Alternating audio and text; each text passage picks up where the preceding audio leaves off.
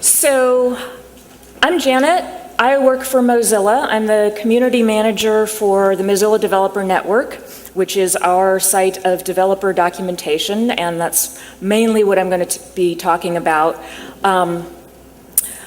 Ward just kind of blew your minds with a completely different way of thinking about wikis and stuff. I'm going to get a little bit more down to earth and be talking a little bit more at the social level, but somewhat technical. Well, there's no code here. I'm going to start by defining some terms so we're kind of all on the same page. A lot of people here come from different backgrounds. Some of you are open source people. Some of you are from very, proprietary and for-profit companies, enterprise versus B2C, whatever. So just define some terms to get us on the same page. I'm going to be talking about open documentation. Hopefully you have an idea of what that is. We had an unconference discussion about that yesterday, but most of you weren't in that conversation. I'm going to talk about experiences that we've had with MDN, the mistakes that we've made, and things that we seem to be doing right. And also talk about the more general principles that you can apply to open documentation that you may have projects for. And then I've got one little bonus tidbit to throw on at the end. So I don't have a slide with a page full of legal text for you, but I do have this, and nobody forced me to do it, but I just want to plug Mozilla because we're a nonprofit organization dedicated to keeping the internet available to everybody as a global public resource, and that's what drives the things that we do. We happen to make a browser, but that's a means to this end. And thanks. And because of that, we try very hard to default to open in what we do. We do open source, we use open standards, we try to use open methodologies. When we can't be open, we try to be transparent, and so on. And we don't do that perfectly. We've done better or worse at different times in our history. So, as I said, defining some terms, I'm talking about open documentation as anything that somebody outside your team can modify. And this includes a really wide range of stuff. Outside your team could just be within your own company, talking about your intranet. Nobody uses that word anymore, but you still have them. Or it could be documentation that you share with partners, customers, what have you. And so a contributor is a word I'm going to be using a lot, and that's anybody who does that to your open docs. And if this talk was a television episode, this would be the point at which you would get the previously on montage of little clips from previous episodes that would give you the context for everything that I'm about to say. But I don't have that. But if you're already confused at this point, you can look up some of my previous presentations on SlideShare, and where I go into a lot more depth about the range of possibilities for open documentation.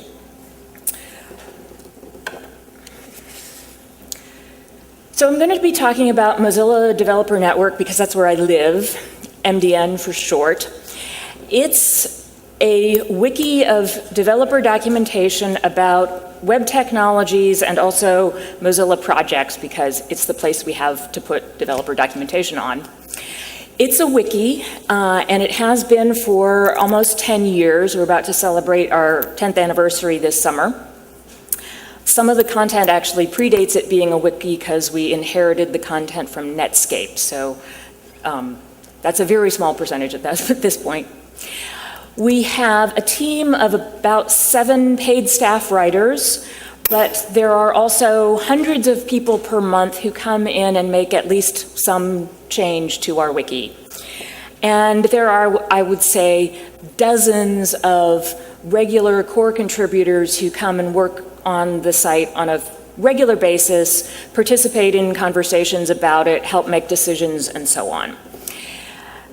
And in the 10 years that MDN has been a wiki, it's actually been on 3 different platforms, and this ends up being significant in a way that you might not expect. So when we started in 2005, we put it on MediaWiki because that was kind of the dominant wiki platform at the time. They were doing an encyclopedia, we were doing a reference site. It seemed like a good match. Turns out those are not really the same goals, and there are challenges with doing developer documentation, in particular in MediaWiki, like code samples, where, you know, characters that you want to have in your code sample are also significant to the wiki, and that gets to be a pain and stuff. So in 2008, we switched to a platform called MindTouch, and that's a great product, but our evaluation process was flawed. And we failed to include a very important group of stakeholders. It turned out that even though it's a great product, it didn't meet our needs very well. So eventually, in 2012, I'm apparently switching microphones. Okay. I'm switching microphones. In 2012, we launched our own homegrown wiki platform, which is called Kuma. And I don't recommend creating your own wiki platform to most organizations, but as you'll see, it's actually turned out pretty well for us. So, as I said, we haven't always done super well at including contributors.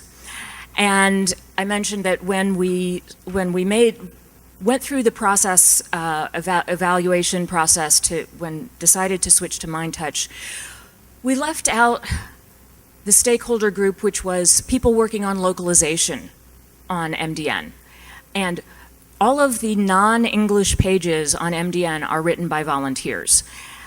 And they had, in the 3 years that MDN had been in existence, developed a bunch of tools and processes for managing their workflow for translating. And when we were looking at switching platforms, we didn't talk to them, and the switch to MindTouch basically broke all of their tools and processes. And our localization participation tanked. We lost entire language communities like Polish and Japanese. They just threw up their hands, gave up, and went away. Now, a lot of the time when you have an open documentation project, the mistakes that you make or the ways that you drive people away are less dramatic than that. It's not necessarily one thing as a fell swoop. But basically, if you don't make it clear what kind of help you need, people can't help you. And if you don't help them understand how to do it, people can't help you. So those are the kinds of things that I'm actually going to be talking about that we're doing better now. So I'm going to talk about some general strategies, and these are the things that I hope that you take away because you can hopefully apply them to your particular situation, whatever it may be. And I'm going to be talking about some specific tactics that we use to implement those strategies. These are not the only tactics that we have done, but these are the tactics that I am going to talk about.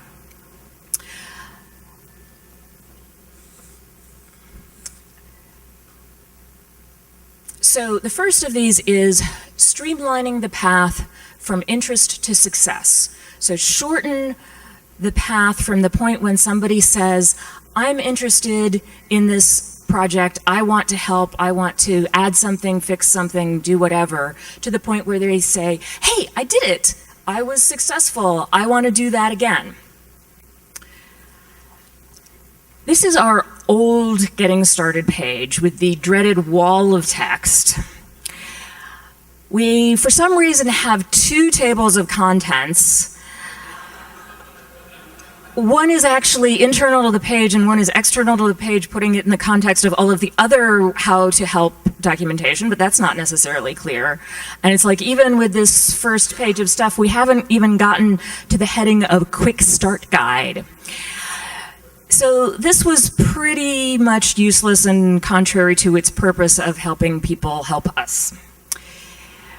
What we have now is much more simplified. We have this big thing of 3 simple steps which makes it sound like it's pretty darn easy. It hopefully is. The 3 steps are: create an account, pick something to work on, do that thing. And if you scroll down on this page, you get to tasks that you can do, and we've grouped them into categories according to your interest, whether you're more of a language person, or a human language person, or a computer language person, or a non-English human language person. And within each category, we have a small set of tasks. It's not, hopefully not an intimidating list. And for each one, we've roughly estimated how much time we think it'll take you.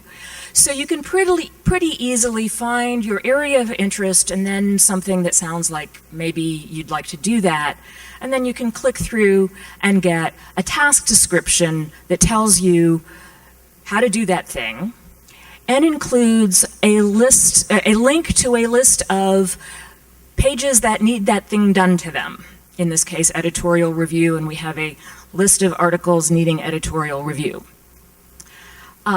Some of you were at the writing day on Sunday, and people told me that their first experience of contributing to MDN, this helped them, get in and get started, and it worked pretty well. So I have some independent verification that I'm not just blowing smoke here.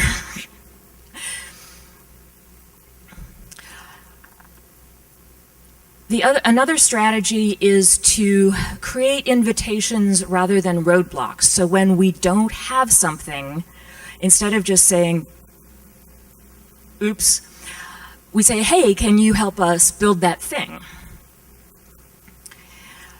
So this is sort of the old version of the JavaScript array object reference page in Spanish. And we have a sidebar over here that lists the other pages about array that are in Spanish. If you know anything about the array object in JavaScript, you know that it has a lot more than 5 methods. So if you're a Spanish-speaking web developer and you come to this page and you're looking for a particular method, odds are it is not on that list. And you say, this site is useless to me, it's incomplete, I will go try to find the information I need some other way. So we have now improved the way that that sidebar is constructed so that it does actually show all of the properties and methods. And if a particular page for a property or method isn't translated, it's listed here anyway with a little tag traducir in Spanish, meaning translate this. So now as the Spanish-speaking web developer, you can see, okay, here are all the properties and methods of array. I know that this site does have complete information in some form or another. And if I click on an untranslated page, such as array.from, well, I get the English version because that's what we've got. And if I speak some English, maybe I can learn something from that. At the very least, I can get the syntax, which was probably what I was looking for. And there's a big banner up at the top saying, this page isn't translated. Help us out by translating it. So invitations rather than roadblocks.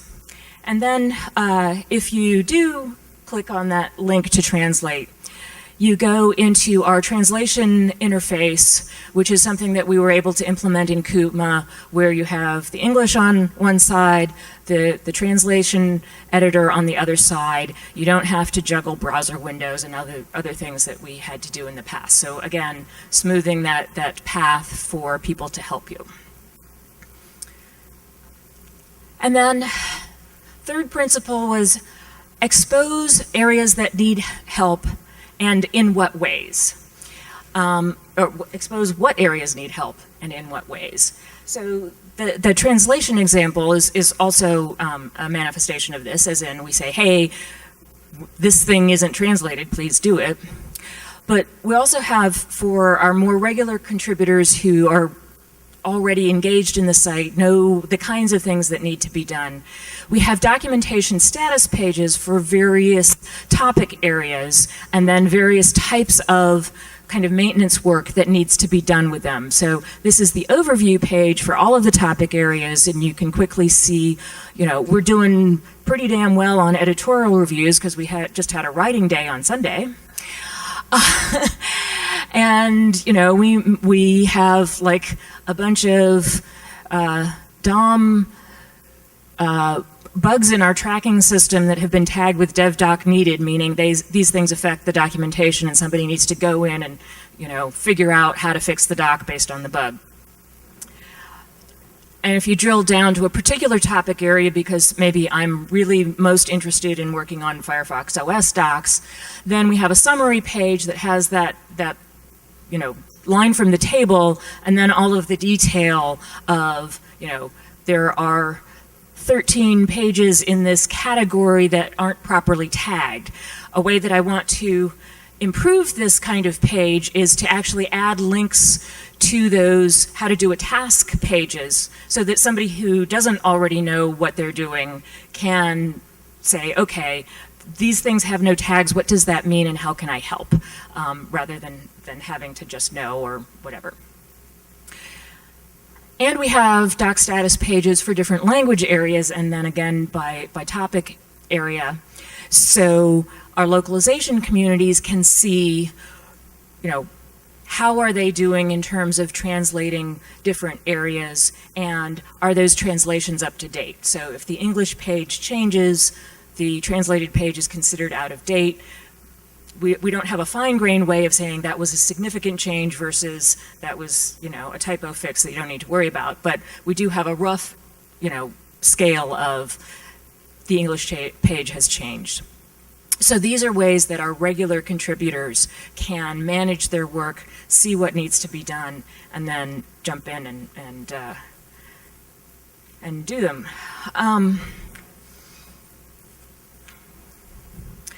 So this is the big reveal, which shows sort of our successes, somewhat of our successes and failures. I don't expect you to be able to read all of this, but this shows our editors per month from our beginning in 2005 to the present.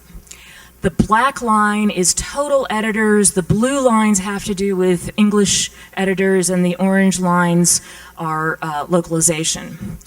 So, for example, you can see here, after we went from MediaWiki to MindTouch, our, you know, respectable level of localization participation went down close to zero and stayed there for years.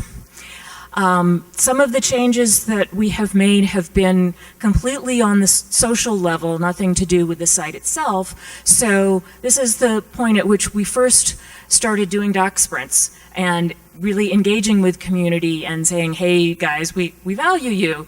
And hopefully not too surprising, participation went up. This spike is a statistical anomaly due to the migration to Kuma. That's not real, but before and after the migration are the same. So you can kind of see what's going on there, but that does show that was the start, that was an inflection point where we really started getting more participation. And that's because with our own wiki platform, we were able to implement features that were specifically targeted to our community, our content, our workflow, and that has helped tremendously. The data are noisy. It's hard to draw really, you know, direct cause and effect conclusions most of the time, but you know, this is the point where we put in that new getting started page. And it seems to actually have affected localization most of all. That's kind of interesting. So, you know, as I say, the good, the bad, and the ugly. So again, the takeaways for you to think about are, and for whatever open documentation means in your context, streamline the path from interest to success. Make it easy for people to get in there and be successful.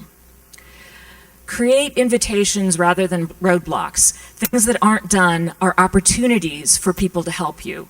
And then expose those opportunities by telling people what needs to be done and how to do it. And the way I would sum up all of this, generalize, the high-level generalization is improve the contributor experience. The same kind of analysis and thinking that you apply to improving the user experience of your product, apply that to improving the experience of contributors in your project. And it doesn't hurt to do some plain old user experience stuff too. So this is a brand new thing. We don't have, like real live data, but we did an A/B test on our edit button and discovered that changing the color from light blue to dark blue increased people clicking on it by 31%. And we've done a bunch of other A/B tests that didn't make a damn difference. So, but I would not have predicted that this would be the thing that would increase clicking on the edit button. One of the issues actually that we have with MDN is that people don't realize that it's a wiki. Because we have this lovely visual design for it, it doesn't look crufty. People don't think it's a wiki. But apparently, if you make the edit button dark blue, they're more likely to realize that that's something that they could click on and edit something. Now, I also, because this is brand new, I don't know whether changing the color of the edit button will actually lead to more helpful contributions. It might just be people click the edit button and then they go, oh, there's an editor, and go away. But I know for a fact that the people who didn't click on the edit button will not contribute. So we're at least increasing the odds. So that's my spiel, and I'm happy to continue talking about open documentation and continue the conversation. And I seem to be done a bit early, so you have a little bit more time to get coffee.